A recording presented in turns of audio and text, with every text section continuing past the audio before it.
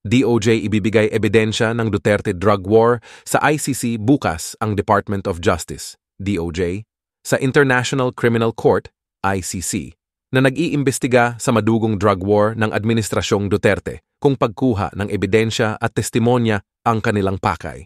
Sinabi ni Justice Sec. Jesus Crispin Remulla, mahalaga na nasusunod ang legal na proseso at walang iligal na ginagawa ang mga ICC prober.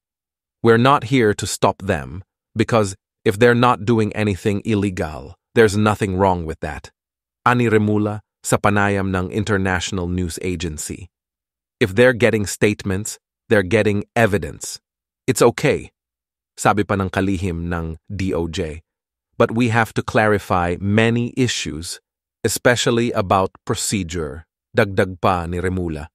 Matatandaan na umatras ang Pilipinas sa ilalim ng Administrasyong Duterte sa pagiging miyembro ng ICC matapos nitong pakinggan ang reklamong crimes against humanity kaugnay ng libu-libong nasawi sa War on Drugs campaign ng nakaraang administrasyon. Nagpatuloy naman ang investigasyon ng ICC bagamat limitado na lamang ang saklaw nito sa panahon kung kailan miyembro pa ang Pilipinas ng ICC. Nauna rito, sinabi ni dating Senior Antonio Sonny Trillanes na maaaring tapos na ang pagsasagawa ng investigasyon ng ICC sa bansa at binubuo na nito ang kaso laban kay Duterte at mga kasabwat nito. Sinabi ni Remulla na narinig niya ang mga ganitong usapan. Idinagdag naman ni Remulla na dapat ay masunod ang proseso at matiyak ang pagrespeto sa karapatang pantao.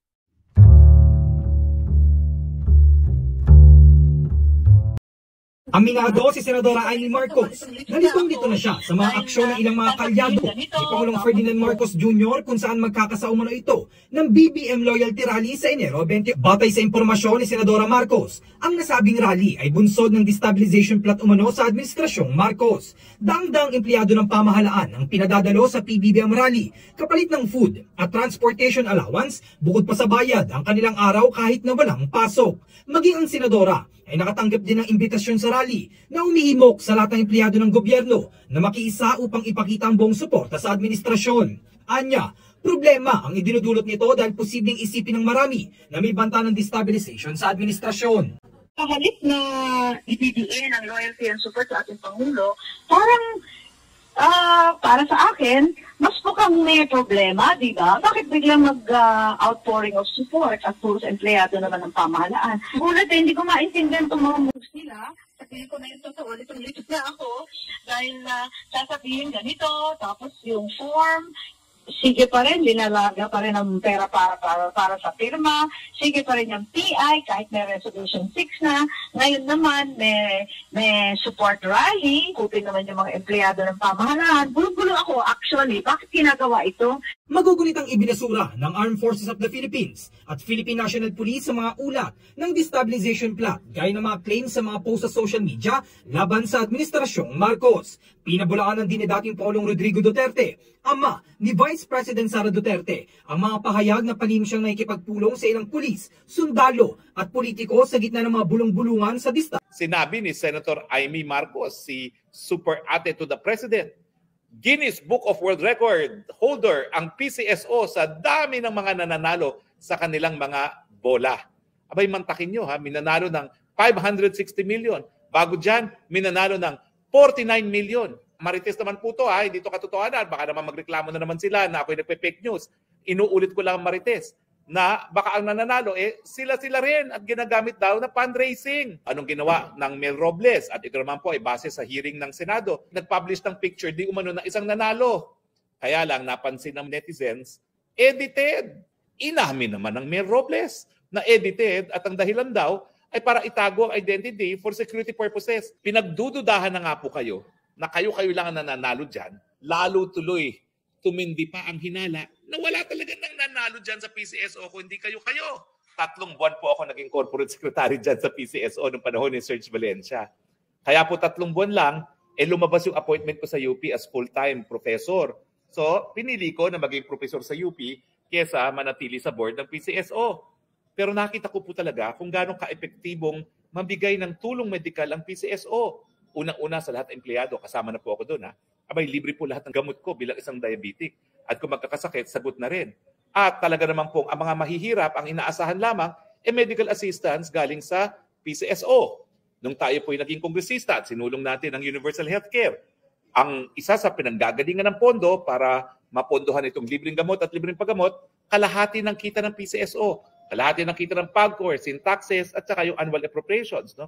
So ganyan ka-importante po at ganyan kalapit sa puso ko ang PCSO. So ayaw ko po na pinagdududahan ng tao kung talagang minananalo dyan sa PCSO. Pag nawala ang tiwala ng tao dyan, sino pa ang bibili ng ticket ng PCSO?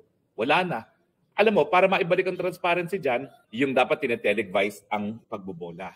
Pangalawa, dahil alam ko po doon sa train law na inalis na rin yung tax exemption ng mga panalo ng PCSO, dapat ang BIR na ang magsabi na binawasan na talaga nila ng buwis yung panalo, miski hindi sabihin ng identity.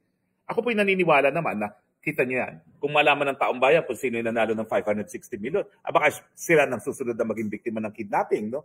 Baka kinakailangan palitan ng mga personalidad dyan sa PCSO para mabalik yung tiwala ng taong bayan nang sila'y bumili uli ng mga ticket at mag-pusta online nang sa ganun. Lumaki naman po ang kita ng PCSO dahil pag mas malaki ang kita, mas malaki po ang pondong mapupunta para sa libreng gamot at libreng paggamot sa universal healthcare. May lumabas din na balita. Yung mga namumuno ngayon sa PCSO, kinasuhan din dahil dati sila nagtatrabaho parang sa LRT. At ngayon po ay may hinaharap din silang mga kaso. Well, hindi pa naman po yung conviction. No? Meron pa silang presumption of innocence. Pero sa panahon ng pinagdududahan na sila lang nananalo, lalabas pa yung balita na nakasuhan sila ng graft dahil doon sa kanilang trabaho na bago lumipat ng PCSO, lalong nadagukan ang tiwala dyan sa PCSO. Kung ako sila, voluntaryo na ako magbibitiw for the sake of the institution. Dahil sa mulat-mula naman po talaga, itong Philippine Charity Sweepstakes Office ang siyang inaasahan ng mga mahihirap para sa kanilang mga pangangailangang medikal. So for the sake of the poor and for the sake of restoring the integrity of PCSO, sana nga po, voluntaryo na silang magbitiw. Umanap na lang sila ng ibang trabaho siguro sa gobyerno. Malalakas naman sila sa administrasyon, no? Na pwede ibigay ng gobyerno sa isang ordinaryong citizen, ay pwede rin niyang ibigay dyan sa akin bilang senador at kay President Duterte as former President of this Republic. Citizen Rudy Duterte yan, citizen Bato. Isa citizen of this Republic. And kung nangangailan na protection na ninyo. Gobyerno. Ha? Well, nagsabi naman yung aming Senate President na hindi siya papayag. Oh, sabi mo siya. Ha?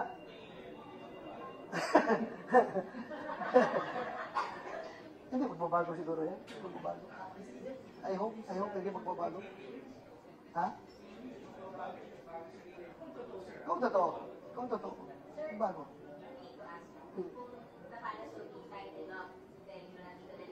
Yes, that's what we are asking from them, please. We are your citizens. We are citizens of this republic. Please be kind enough to tell us na andito na sila so that we can also prepare, di ba? We can also prepare. Kasi sinabi ko lang naman na hindi ako magpapaimbestiga, hindi ako magpapahuli dahil sinabi ng Pangulo na hindi siya papayag. Di ba? E ngayon kung sabihin lang yan na pumayag na siya, pag sinabi niya pumayag na siya, then papayag na rin ako. I will dance with the music.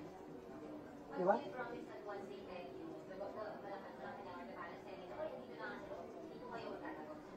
Hindi man? Ay, bakit ako magtatago? Kahit saan akong sulok ng mundo. Puta, itong ulo ko na ito, makatago ako nito. Mangukulit tayo dyan. Hindi ako magtatago. Bakit ako magtatago? Bisitahin na lang niyo ako doon sa dahig kung may pamasahe kayo. Bisitahin ako doon.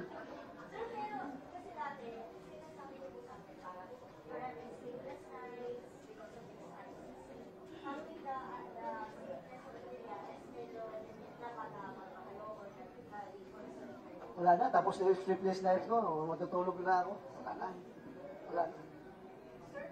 Mababagabag, hindi na ako mabagabag dyan. Sige lang. God knows what's best for me. Pag sinabi niya, pinaka-the best sa'yo ba ito is doon ka sa loob ng kulungan. Sunod ako kay Lord. Kung yan ang desisyon ni Lord.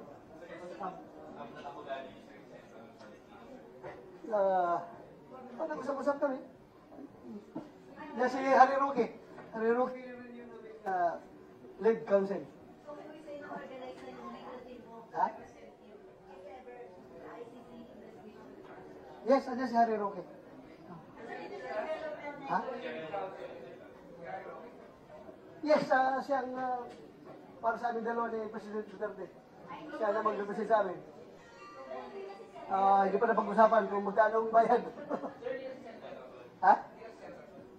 Masyado kasi busy si Tur sa re-election. Magpapa-re-elect pa yun eh. Kaya, pero nandiyan pa rin siya to help me.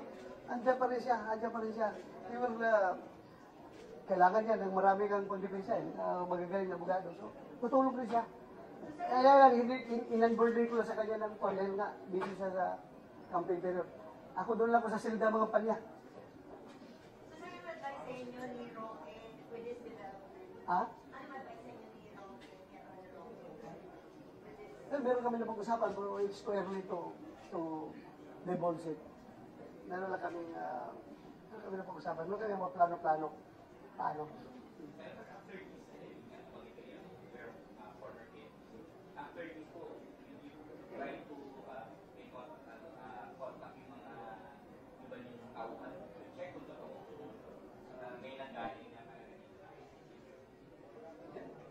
Talaga sa akin yung mga polis na yan kapag meron. So, ibig sabihin, wala sila na obserbahan. Kasi kung meron, pinapaintay nga, hindi natin natin wala silang tinong data doon. Kung nandito ba sila, very partial, very biased investigation ang ginawa nila. Yung kwan lang, yung mga taga-kaliwa lang, mga yellow, at saka yung mga kwan, mga biktima ko, no, ng war on drugs. Yun lang ang kanilang pinuntahan, kinausap siguro. Kasi sa PNP, hindi sila ganyan ng data. Walang nagtatanong. Sa akin din, sa office ko, walang communication.